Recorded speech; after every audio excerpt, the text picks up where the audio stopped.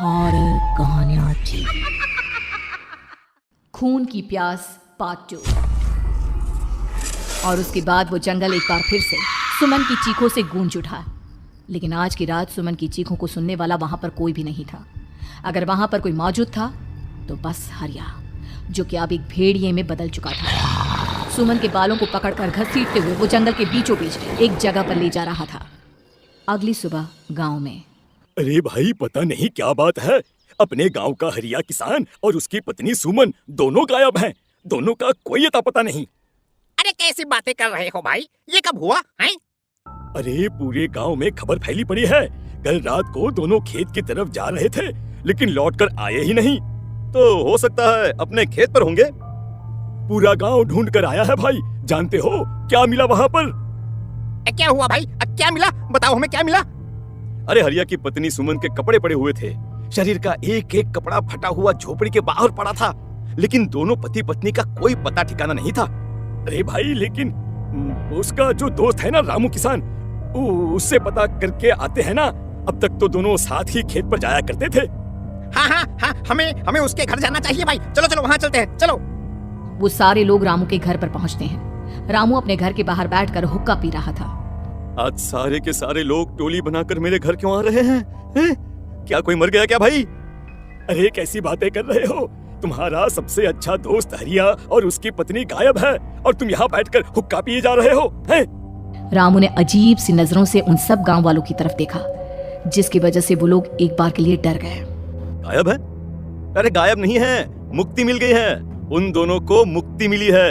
इस दुनिया में आकर हर इंसान पाप करता है, और उसे उसके पापों के लिए मुक्ति मिलना बहुत जरूरी है।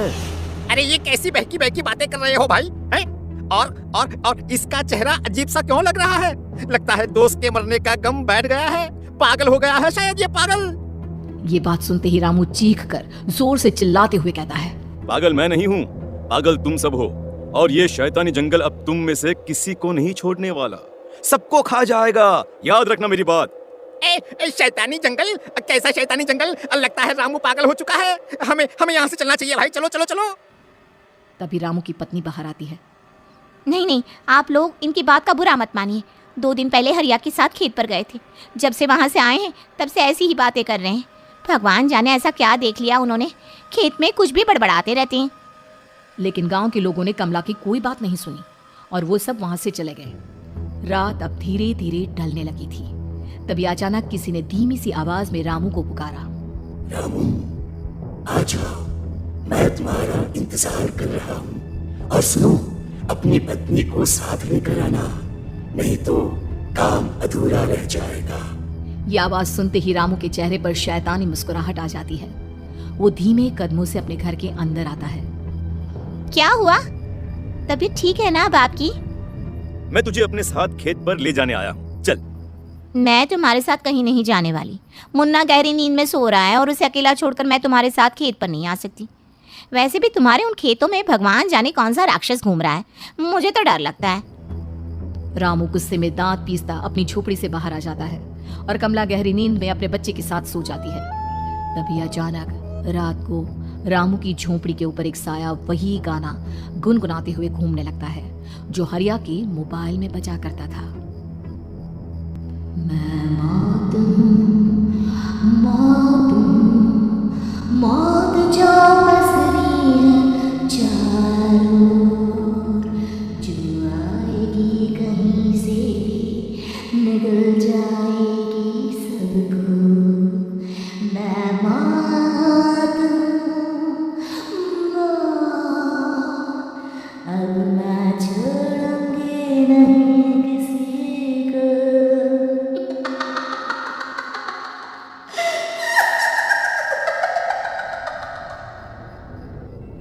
ये आवाज सुनकर रामू की पत्नी कमला की आंख खुलती है, और वो देखती है कि उसका मुन्ना अपनी जगह से गायब था। कमला चीखते हुए बाहर दौड़ कर आती है। वहां पर उसने देखा कि रामू ने अपने बच्चे को झोपड़ी के बाहर एक पेड़ से उल्टा लटकाया हुआ था, और उसका बच्चा चीख चीख कर रो रहा था। वहीं दूसरी तरफ एक साया बच्चे के ठीक नीचे आग जलाकर उसके चारों तरफ हैवानों की तरफ नाच रहा था। छोड़ दो मेरे बच्चे को। अरे क्या कर रहे हो तुम? शर्म नहीं आती तुम्हें अपने ही बच्चे को इस तरह मौत के हवाले करते हुए? अपना बच्चा? किसने कहा ये मेरा बच्चा है? अरे ये तो उस रामू की औलाद है। इस गांव के किसान रामू की और मेरी दुश्मनी इस गांव के हर इंसान के साथ है। क्या कैसी बात कर रहे हो तुम? और ये औरत कौन है? ये मेरे बच्चे को खा जाएगी। तभी अचानक से उस साया ने एक बेहद खतरनाक दिखने वाली औरत का रूप ले लिया और उसकी आंखों से आग निकल रही थी। सही पहचाना तूने। मैं तेरे बच्चे को खा जाऊंगी। अगर तू अपनी इस हैवान पति रामू के साथ जंगल नहीं आई तो मैं तेरे बच्चे को खा जाऊंगी। लेकिन क्यों? आखिर क्या चाहती हो तुम मुझसे? मुझे जंगल क्यों ले जाना चाहती हो? औरत बुरी तरह से ठहाके मार मार कर जोर जोर से हंसने लगी और साथ में रोने लगी। ये तो तुझे वहाँ चलने के बाद ही पता चलेगा ना। अगर तू नहीं आई तो थोड़ी देर में तेरा ये बच्चा आग में जलकर मर जाएगा। चल जल्दी। नहीं नहीं, मेरे बच्चे को छोड़ दो। तुम जहाँ कहोगे मैं तुम्हारे साथ चलने के लिए तैयार हूँ। और उसके बाद उस बच्चे को झोपड़ी में लिटाकर आगे आगे वो साया चल रहा था और उसके पीछे पीछे रामू अपनी पत्नी के बाल पकड़कर उसे घसीटते हुए जंगल की तरफ ले गया। जंगल में जाने के बाद कितनी खूबसूरत हो तुम। आज की रात बस तुम और मैं एक दूसरे के साथ रहेंगे। मुझे तुमसे बहुत डर लग रहा है। तुम्हें क्या हो गया है? तुम तो बिल्कुल ठीक थे। वो होगा जो हमारे बीच होना चाहिए। तो आओ आओ अपने आप को मेरे हवाले कर दो। कमला ने डर की वजह से अपनी दोनों आंखें कसकर बंद कर ली थी। रामू ने बुरी तरह से चीख कर कमला से कहा, आंखें खोलो अपनी और मेरी तरफ देखो। कमला ने जैसे ही अपनी आंखें खोली उसने देखा कि रामू एक खतरनाक खूनी हैवान में बदल चुका था।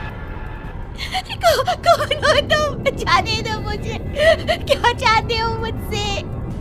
वही जो एक आदमी एक औरत से चाहता है। मैं तुम्हारा पति रामू नहीं बल्कि इस जंगल का एक भेड़िया हूँ और आज की रात तुम्हारे खून से अपनी प्यास बुझा जाऊं। और उसके बाद वो जंगल कमला की दर्दनाक चीखों से गूंज उठा। अगली सुबह कमला के कपड़े भी जंगल में उसी तरह पाए गए जैसे कि सुमन के पाए गए थे। इस घटना के बाद पूरे गांव में दहशत का माहौल था। अपने माँ बाप की मौत और गांव में हो रहे इस तरह की घटनाओं की खबर सुनकर किशन शहर से गांव लौट आया था।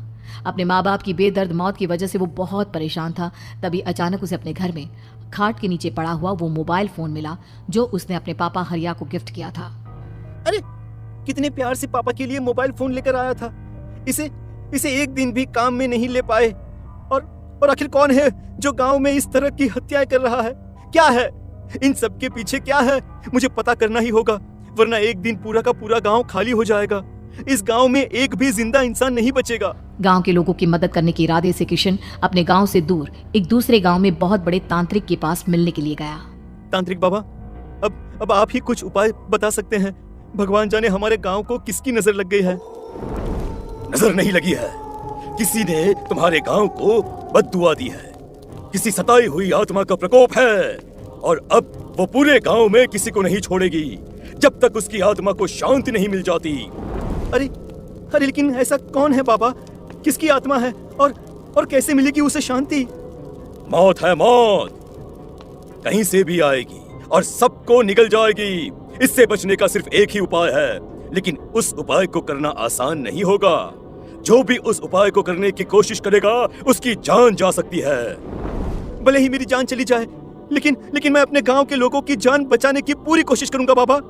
तो ठीक है, फिर अगली अमावस की रात जैसा मैं कहता हूँ वैसा ही करना।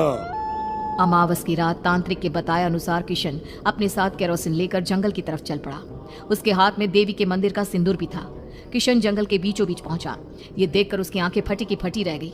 वहां एक उबलते पानी का तालाब था और कई लोगों की लाश लटक रही थी। किशन की माँ बाप की लाश भी वहीं थी। माँ, बापू, क्या हो गया? ये क्या हो गया? तभी वहां पर एक औरत और आदमी आते हैं। उन्हें देखकर किशन चौंक जाता है।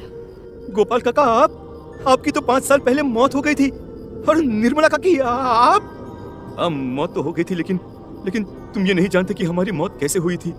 क्या कहना चाहते हैं आप? कुछ नहीं, बस ये जान लो कि अब इस गांव में कोई जिंदा नहीं बचेगा। लेकिन क्यों काकी? क्योंकि 5 साल पहले इन गांव वालों ने मुझे डायन बताकर पत्थर मार मार के मार डाला। मेरी कोई गलती नहीं थी। गांव का एक बच्चा क्या लापता हुआ, सारा इल्जाम मेरी पत्नी पे डाल दिया।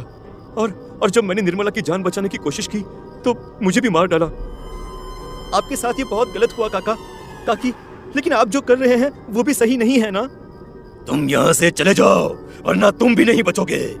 हमारी आत्मा पिछले 5 साल से मुक्ति के लिए भटक रही है। चले जाओ यहाँ से। मौका देखकर किशन सिंदूर उन दोनों के ऊपर डाल देता है। उनका शरीर जलने लगता है और वो भयानक तरीके से चिल्लाने लगते हैं। अगले ही पल किशन उनके ऊपर कैरोसिन डाल देता है और वो दोनों जल जाते हैं। किशन अपने माँ बाप और दूसरी लाशों का अंतिम संस्कार करवाता है और अपने घर लौट आता है, लेकिन वो अभी भी इस बात से अनजान है कि मोबाइल अभी भी बज रहा था। मैं मौत हूँ, मौत हूँ।